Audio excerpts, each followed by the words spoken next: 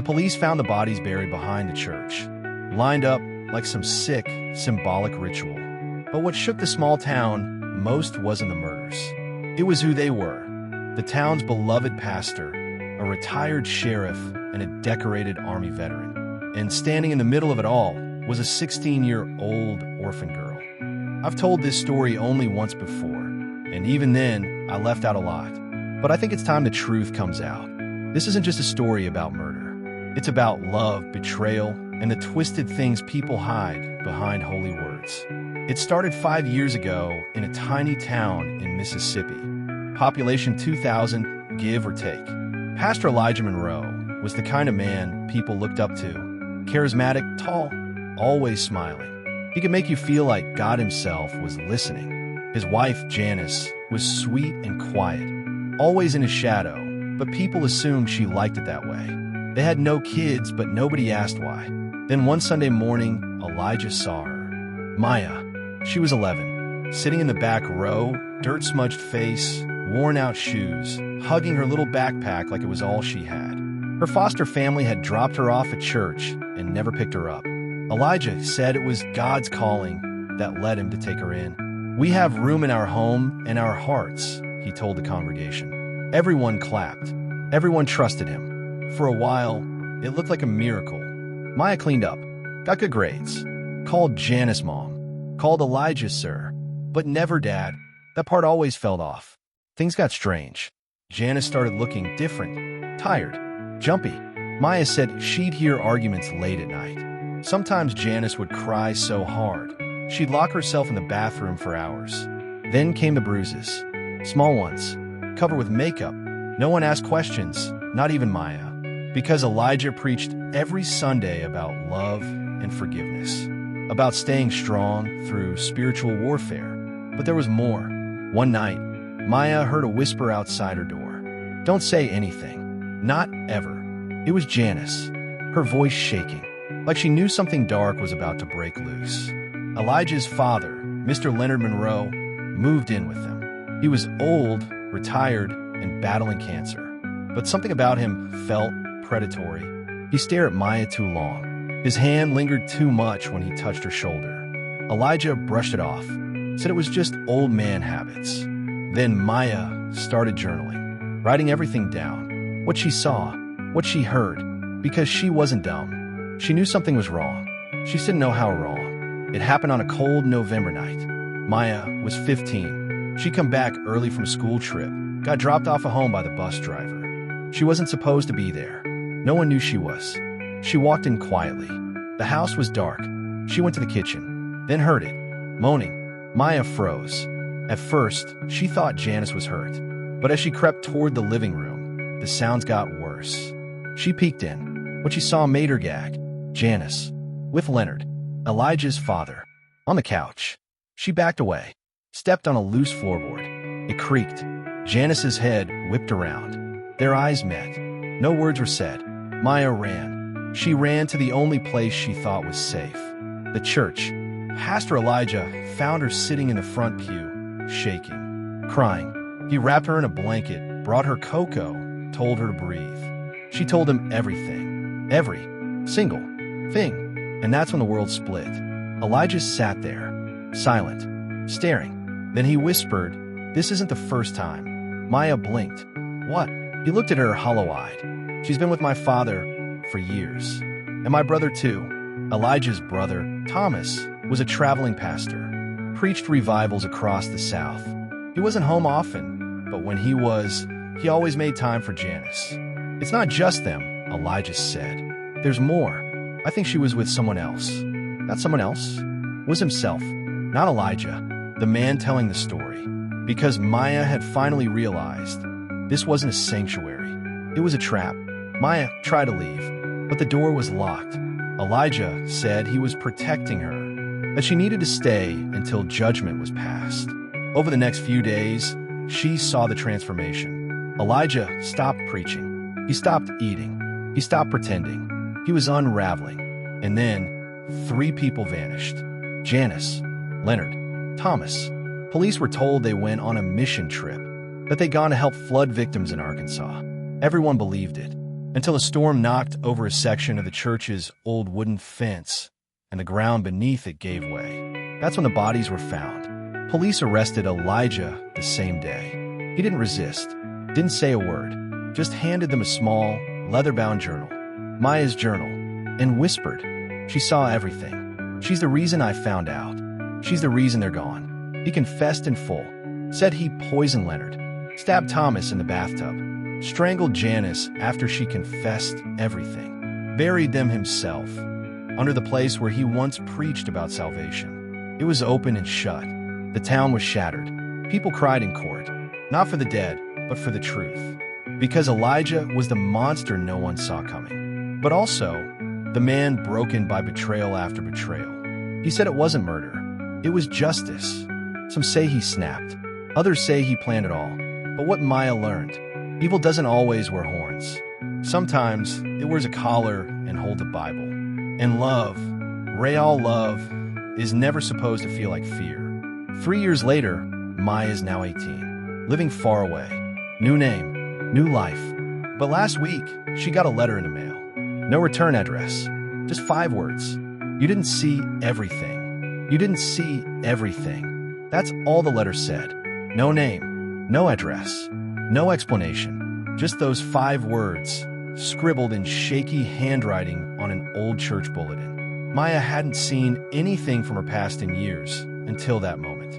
The paper smelled like mildew and dust, like the walls of that church she never wanted to see again.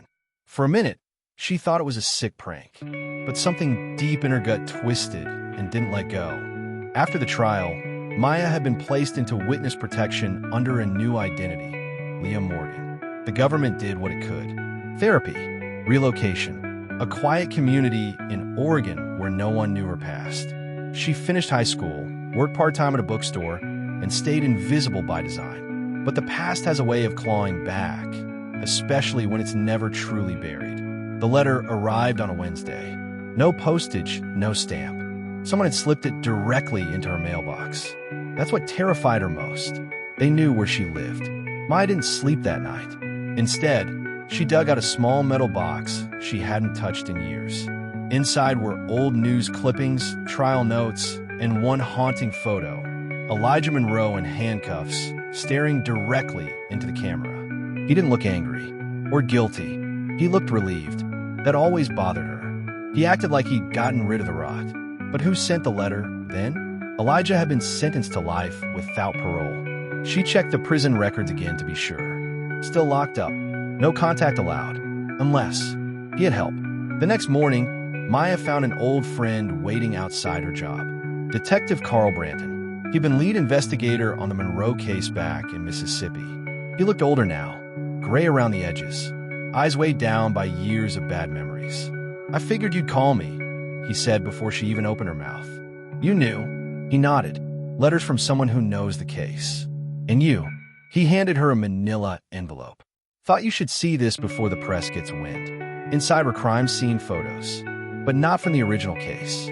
These were new. Another body, found in an abandoned church just outside Vicksburg. Taped to the victim's forehead was a note. She only thought it was over. His name was Dean Crawford, an old deacon from Elijah's original church. He had left the state right after the trial, claiming he wanted a fresh start. Turns out, he'd been in and out of rehab. Lots of secrets. Lots of people owed him favors. Maya barely remembered him, until Carl reminded her. "He was the one who vouched for Elijah to take you in," Carl said. "Pushed the county to let it happen. Signed the damn papers." Maya's blood ran cold. "He knew," she whispered. Carl didn't say anything, but they both understood. Dean wasn't just a random target. He was part of it. That night, Maya started writing names. People who were close to Elijah. People who had access.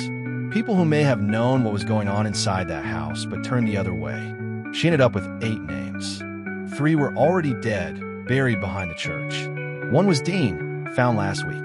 That left 4, including a name she tried to forget. Pastor Thomas Walker. He wasn't part of the Monroe family. He was a close friend of Elijah's. Used to preach alongside him. Did youth retreats. Visited Maya's school once and gave a talk about purity. She remembered how his eyes lingered on her when she walked by. Carl confirmed it. Thomas was still active, still preaching, still free. Maya wanted answers, and she wasn't going to wait for the killer to come knocking again. With Carl's help, they arranged a trip back to Mississippi. Quiet, unofficial, off the books. She used her real name for the first time in 3 years. Maya. It felt foreign in her mouth. The church was still standing, boarded up, forgotten, rotting in silence. But it reeked of the past. As they walked through, Maya paused near the old altar. That's where Elijah used to stand, where he preached about sin and forgiveness, where she sat every Sunday, not knowing her whole life was being devoured from the inside. Suddenly, her phone buzzed. No caller ID. She answered. A man's voice. Slow. Calm. I knew you'd come back, little girl. She froze. You think Elijah was the only one? You think it ends in a graveyard? He laughed. Cold. Empty. You're not justice, Maya. You're just bait. The next day, Carl got a tip. Thomas Walker had gone missing. Blood found at his home. No sign of forced entry. The note left on his kitchen table simply said, 3 down, 1 to go. Maya couldn't breathe. There were only 2 people left on her list. Herself, and the one name she hadn't written down. Because she trusted him. Carl. Maya broke into his office that night while he was out. She needed confirmation, and she found it. A locked drawer. Files. Photos. Letters. Letters from Elijah to Carl. They'd been corresponding for years. One line, in particular, made her knees buckle. She thinks she's safe now. But soon, she'll know this wasn't my story. It was ours.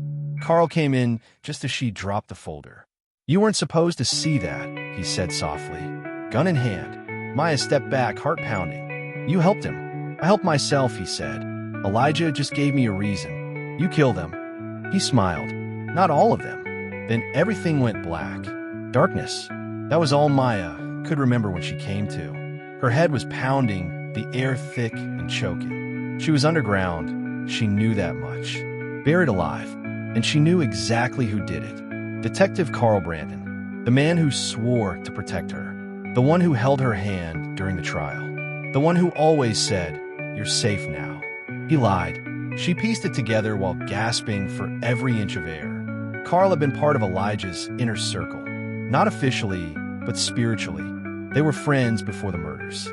They'd gone on retreats, preached to kids, helped cover each other's secrets. Carl knew what Leonard had done to Janice. He knew what Elijah's brother had been doing behind closed doors. And when Elijah snapped, Carl didn't try to stop it. He joined him. He believed Elijah had purged the rot. Except one problem remained. Maya, because she saw too much. And now, she was being erased. Maya knew she didn't have much time. She counted her breaths, focused on what she could feel. Her left wrist slightly loose. The rope wasn't tight enough. She twisted, pulled, scraped skin. It burned like hell, but she got it loose. Then the mouth tape. She gagged, spit out dirt, screamed, but only echoed back. No one heard. Then above her, a voice. Not Carl. Someone else. Arguing. A loud thud. Footsteps running. Then silence. A minute later, a shovel. Digging. Hard. Fast. Then, light.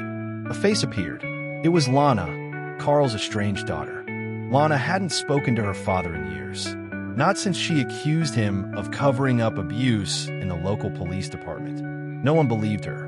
Not until recently, when she found the same letter Maya had received, left in her mailbox. You didn't see everything, so she started digging, literally and figuratively. When she found her dad's files led her here.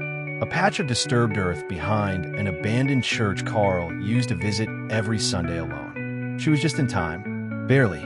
Back in the hospital, Maya told Lana everything. And Lana told her what she found. It was worse than Maya thought. Carl had been keeping a private folder labeled The Purified.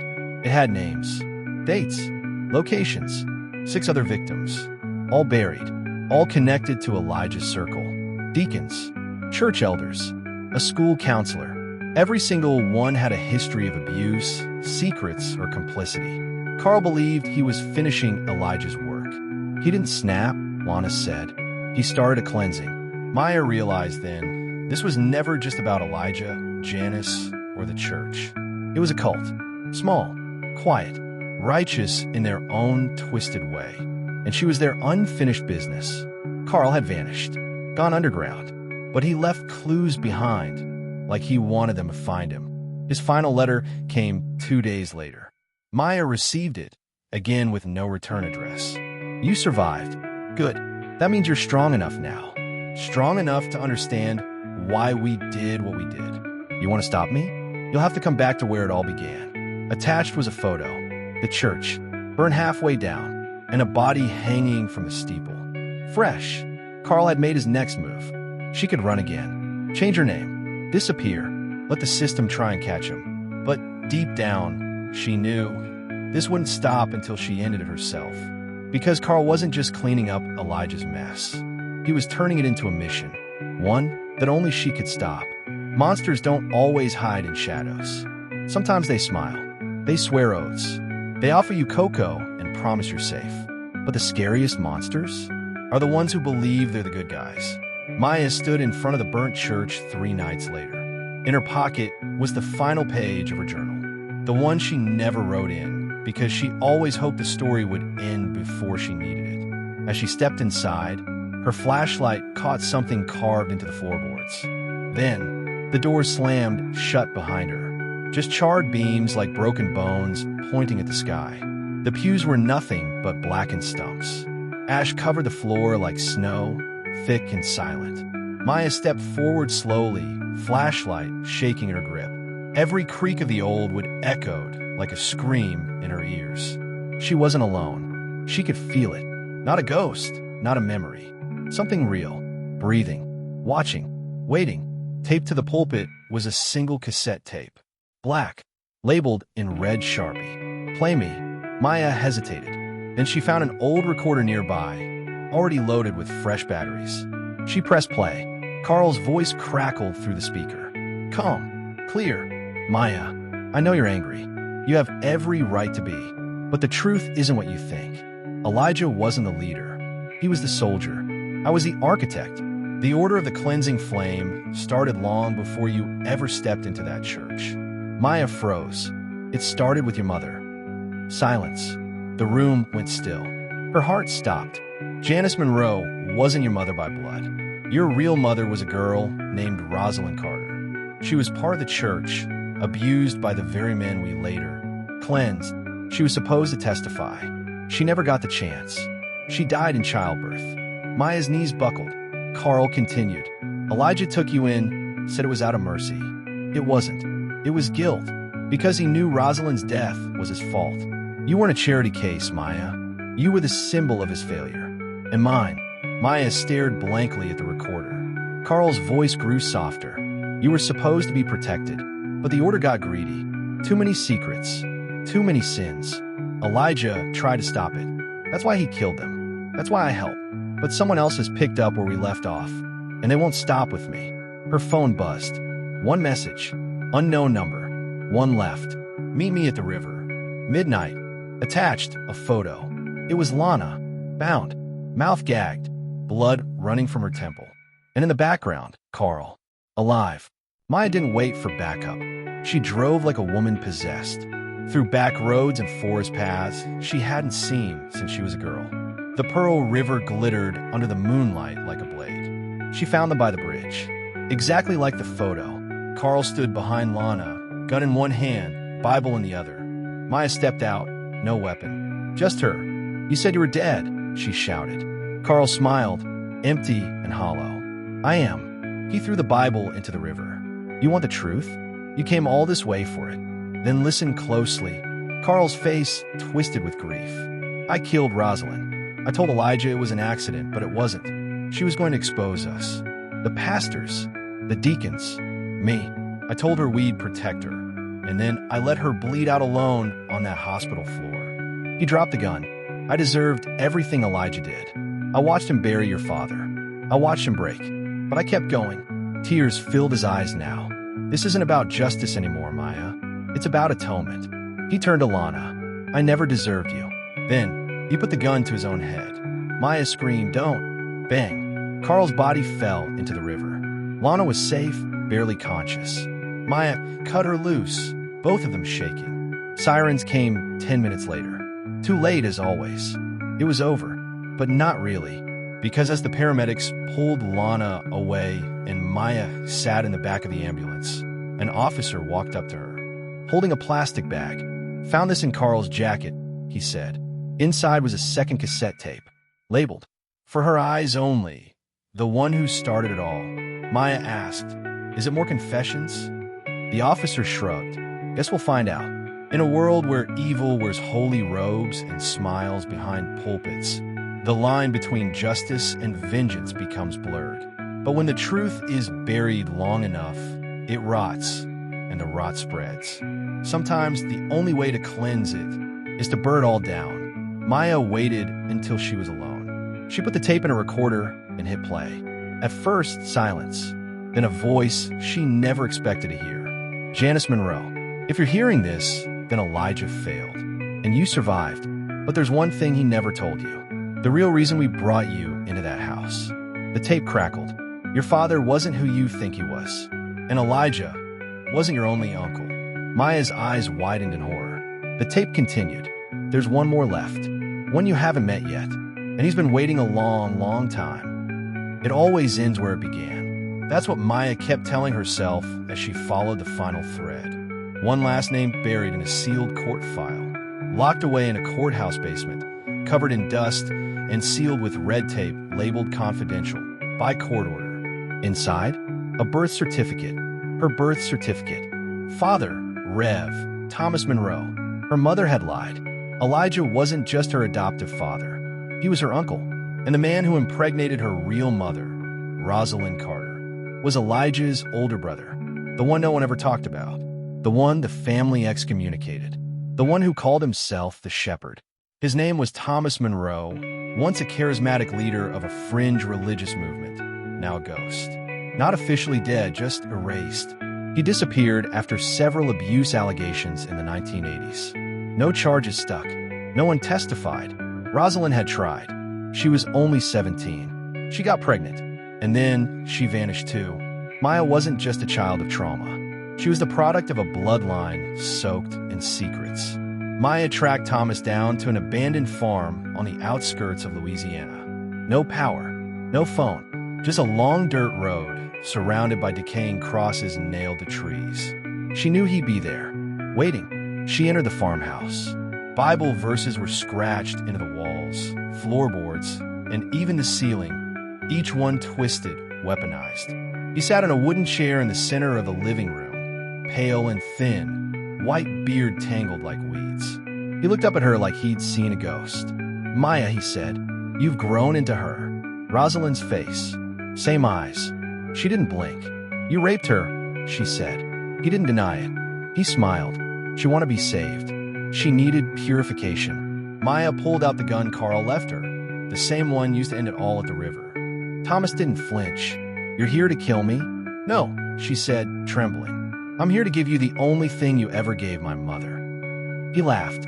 "And what's that?" "Fear." Maya didn't pull the trigger. She made him walk, handcuffed, limping, broken, into the nearest sheriff's office. She turned over every tape, every journal, every photograph Carl left behind. It was enough to bury him for life. For the first time, real charges stuck. DNA confirmed it. He was her biological father. The trial lasted 6 weeks.